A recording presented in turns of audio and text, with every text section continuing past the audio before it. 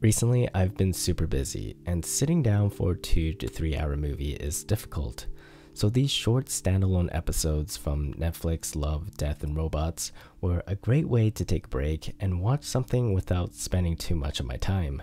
I was happy to hear that Netflix renewed the sci-fi anthology for a 4th season. I look forward to seeing how the different studios innovate on what they've already created. I love comparing the storylines, concepts, and art styles.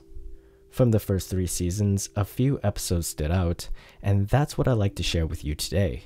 If you haven't checked out Love, Death, and Robots, watch these episodes. If you have seen it, then watch it again. This is purely my opinion, so if you disagree and I left out one of your favorites, please let me know in the comments. Okay, let's count it down. 10. Zima Blue. The first time I watched this episode, I didn't think much about it. Yes, the art style was cool, a thick line comic book aesthetic that reminded me of the 90s cartoon Daria, but I wasn't sure what the deal was until it got to the end. There was a time when we were confident that art was the language of humans. We have experiences and emotions, and that's what makes art meaningful. The sentiment was clear. Robots have no place in art. Today, with the advent of DALL-E, Midjourney, Lensa, and ChatGPT, AIs are coming closer and closer to creating art. They may only be interpreting our keywords to produce an image or write a paragraph now, but how soon will they be able to take their experiences and design something of their own? And when they do, what will they make? That's the question Zima Blue poses, and the answer might be too simple for us to understand. 9. The Tall Grass. There is something calming about a man smoking a cigarette and venturing into the tall grass, but the pendulum swings to fear quickly. We've been there before. How often do we decline helpful advice and go off on our own? How often do we find our curiosity and hubris leading us to danger? The Tall Grass is an episode where, as a spectator, it's so obvious the passenger was going to get lost. From our perspective, we've seen this 1,000 times. After saving him, the conductor tells the passenger that out in the middle of nowhere, a door opens to another world, and those monsters coming through were once lost humans. That explanation is somehow terrifying and assuring.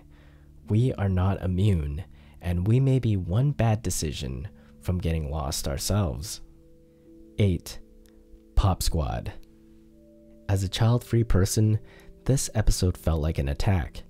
In our current world, we are facing overpopulation, but there will also be more older people than young. According to the US Census Bureau, in America, the fastest growing population are the people above 80. Depending on how you look at it, it can feel selfish to have children and selfish not to have children. While immortality is still fiction, the moral decision is worth debating. It's well documented that Elon Musk wants everyone to have more children, and he's leading by example. But how will he feel when there is no more room at the party? What if someone needs to go for someone else to join?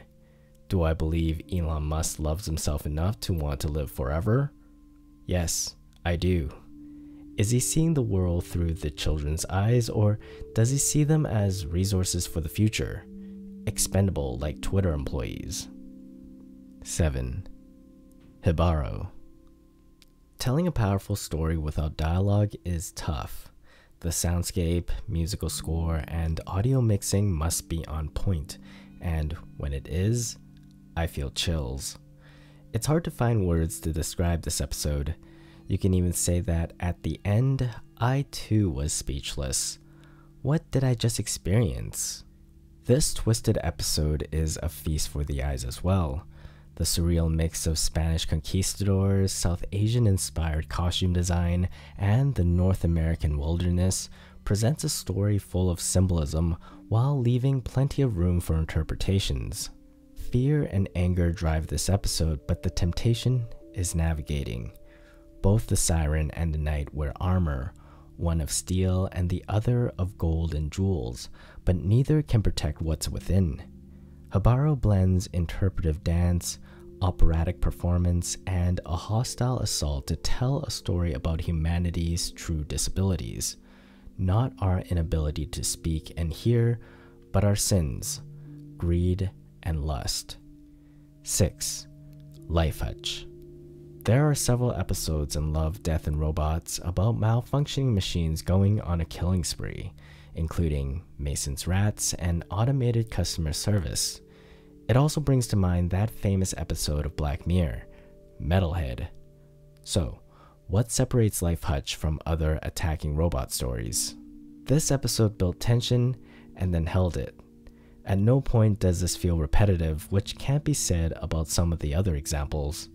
Whenever the momentum was on the verge of slipping, it cuts to a backstory about surviving an army of aliens, space debris, and a crash landing on the rugged planet. It goes to show that in space, there is always danger. After all he's been through, it's so satisfying when he finally beats up the robot with his arm. Honorable mention: Lucky 13. Before we carry on with the countdown, here is an honorable mention: Lucky 13. While the number 13 being unlucky is a bit of a cliche, I did enjoy the idea of superstition in a futuristic world. Whenever chance is in question, a bit of faith is required. In a dangerous situation, nobody wants to run out of luck. Yet, how much does a break in pattern matter? Good luck after a string of bad luck. Is it all in our minds? People want to feel like they can control the uncontrollable. Whether they do or not, it's the stories they tell themselves that will keep them going. Now, back to the countdown. 5. Beyond the Aquila Rift. The award for the most intense sex scene goes to Beyond the Aquila Rift, and that's enough to get it into the top 5. Okay, but seriously, the episode about how an error in the routing system caused ships to overshoot their destination by hundreds of thousands of light years away is a tragedy. A combination of Groundhog's Day, The Matrix, and Interstellar, Beyond the Aquila Rift poses many questions.